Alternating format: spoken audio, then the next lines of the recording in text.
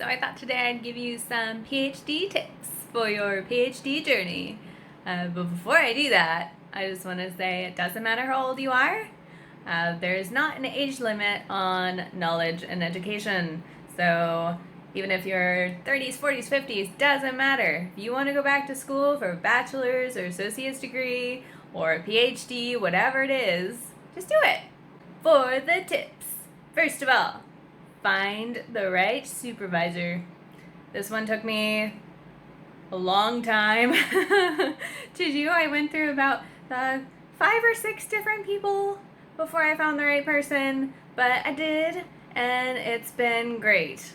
So find someone that you jive with and that's in your field that you want to, get a PhD in, and that'll actually help you and encourage you to do what you want to do, because that's pretty important.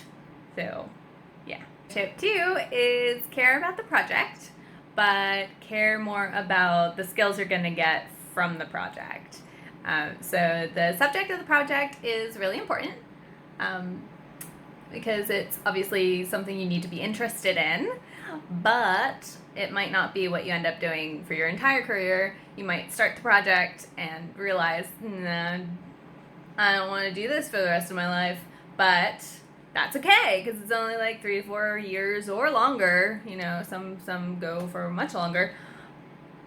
But it's only that time, and then you're kind of free to do what you want to afterwards, and hopefully by the end of your PhD, you will know what you want to do afterwards. So, and you'll have the skills to do it, which is the most important part. Can't emphasize that enough. Tip 3 is manage your supervisors.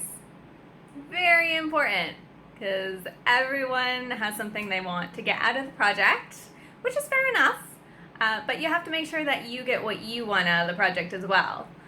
So people might be pulling you in a bunch of different directions to meet their goals, but you have to make sure you manage them so that you get what you want to out of it. Just don't let them push you into something that you really don't want to do, because that might end up being something that you get sucked into later on, that you're like, I never really wanted to do this in the first place. So just be careful and manage your supervisors as well as you can. Tip 4 is don't be afraid to fail. I know that's kind of a big one to ask, but it's kind of a requirement if you're going to do a PhD or a big project in something, because you just will. It happens to all of us, really. But you just gotta pick yourself up again and just keep going afterwards. So along with tip 4 is tip 5, which is learn to be adaptable and be flexible.